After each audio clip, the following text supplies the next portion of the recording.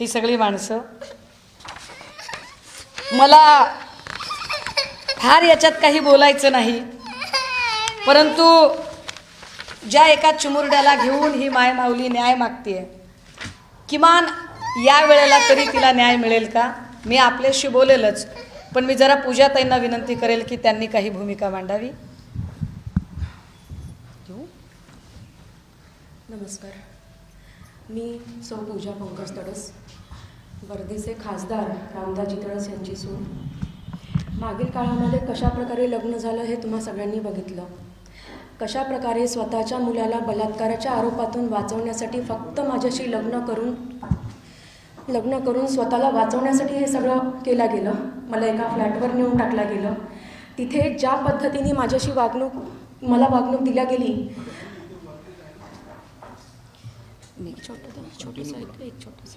बोला तुम्ही बोला. एक त्या फ्लॅटवर मला नेऊन टाकलं गेलं आणि ज्या फ्लॅटवर मी राहते त्या फ्लॅटवर फक्त मला उपभोगण्याची वस्तू म्हणून माझा वापर केला गेला. त्यातून या बाळाचा जन्म झाला आणि हे बाळ जन्माला आल्यानंतर हे बाळ कुणाचं आहे, या बाळाचा DNA कर म्हणत माझ्यावर घणाघाती आरोप लावले गेले. मी हे बाळ घेऊन, हे 17 महिन्याचं बाळ आहे माझं. एक खासदार माणूस, एक लोकप्रतिनिधी माणूस जेव्हा म्हणतो की बाई DNA कर, तर समाजातल्या मुलींनी कुठे जायचं?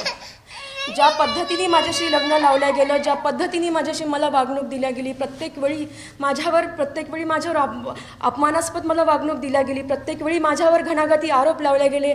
इवन जेव्हा मी त्यांच्या घरी गेली तेव्हा लोखंडी रॉडनी मला मारण्यात आलं. त्या लोखंडी रॉडनी मारण्याचे पुरावे पण मी तुम्हाला सगळ्यांना देणार. म्हणजे एका स्त्रीवर तुम्ही एवढे अत्याचार करता. आज हे माझे छोटंसं बाळ आहे, या बाळाला घेऊन मी दर भटकते. ज्या फ्लॅटवर मी राहिली तो फ्लॅट विकून आम्हाला बेघरसुद्धा करण्यात आलं. म्हणजे इतक्या खालच्या पातळीपर्यंत जाऊन एका छोट्या मुलीशी, एका तान्ह्या लेकराशी राजकारण घडते, तर मग माझ्यासारख्या स्त्रियांनी जायचं कुठे जायचं? खासदार तडस साहेब म्हणतात मी माझ्या मुलाला बेदखल केलं. बेदखल केलं तर तुम्ही तुमच्या मुलाला घरात का ठेवता आणि मला एकटीला घराबाहेर का काढता? माझ्यासाठी सगळं राजकारण करता. जर खासदार साहेब म्हणतात, त्यांचे लोकप्रतिनिधी म्हणतात की महिलांना 33% आरक्षण द्या, त्याच्यानंतर ते म्हणतात की वुमन एम्पॉवरमेंट, एवढ्या मोठ्या गोष्टी जेव्हा स्त्रियांसाठी करतात, तर मला न्याय का नाही मिळत? मोदी साहेब म्हणतात की देशामध्ये माझा परिवार आहे, देश हा संपूर्ण माझा परिवार आहे. त्याच परिवारातली एक व्यक्ती म्हणजे खासदार रामदाजी तडस, त्यांच्या सभेसाठी 20 तारखेला मोदीजी वर्धेमध्ये येणार आहेत. मला त्यांना एकच विनंती करायची आहे, मी तुमच्या परिवारातली लेक पूजा तडस, मी तुम्हाला न्याय मागते की जर मी तुमच्या परिवारातला हिस्सा आहे तर या बाळाला न्याय द्या. या बाळाच्या अस्तित्वाचा प्रश्न आहे, माझ्या अस्तित्वाचा प्रश्न आहे, माझ्या स्वाभिमानाचा प्रश्न आहे. जेव्हा लोक म्हणतात की DNA कर, आज मी समाजासमोर जेव्हा जाते तेव्हा मला माझ्याकडे घाणेरड्या नजरेने लोक बघतात की या बाळाचा बाप कोण आहे. इतक्या घाणेरड्या शब्दामध्ये तुम्ही माझी अवहेलना करता. आज मी आहे, उद्या माझ्यासारख्या 10 पूजा समोर येतील. हे बाळ आहे माझं, या बाळाकडे बघा आणि मला सांगा माझं कुठे चुकते, माझा अपराध काय? माझ्यासारख्या मुलीला तुम्ही DNA मागता, करायला तयार आहे मी DNA.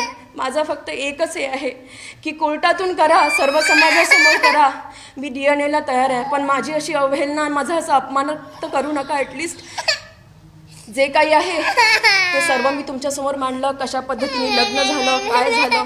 मला साधं 2 वेळचं अन्नसुद्धा देत नाही. या बाळाला दूध पाजण्यासाठी मला कणकेचा घाटा करून पाजावा लागतो. इतकी दयनीय अवस्था माझी करता. माझा दोष काय ते मला सांगा. आणि ज्या लोकप्रतिनिधीचे तुम्ही त्यांची सभा घ्यायला जिथे वर्धेत येणार आहात, तिथे तुम्ही मला थोडा वेळ द्या आणि माझी ही समस्या जाणून घ्या की एक लोकप्रतिनिधी जेव्हा आपल्या सुनेला न्याय देऊ शकत नाही तर ते समाजाला काय न्याय देतील.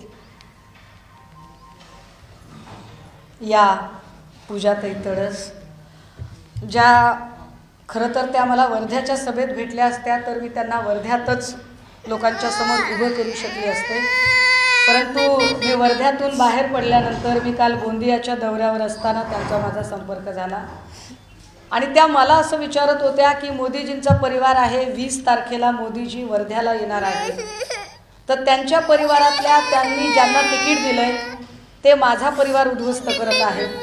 तर मोदीजींनी आम्हाला 20 तारखेला वेळ द्यावा आणि वर्ध्यामध्ये येत असताना त्यांनी पूजा तडस या त्यांच्या लेकीला सुद्धा न्याय द्यावा.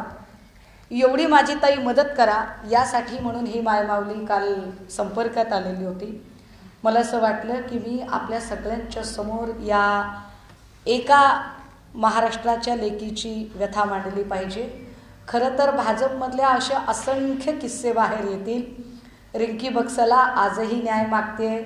राहुल शेवाळेंनी काय पद्धतीने तिच्यावर केसेस टाकून तिला जायबंदी केलं आहे हे वेगळं सांगायला नको. सोलापूरचे जिल्हाध्यक्ष श्रीकांत देशमुख यांच्या विरोधात निर्मला यादव रोज न्याय मागते. अशा अनगिनत कहाण्या, अनगिनत विराण्या आहेत.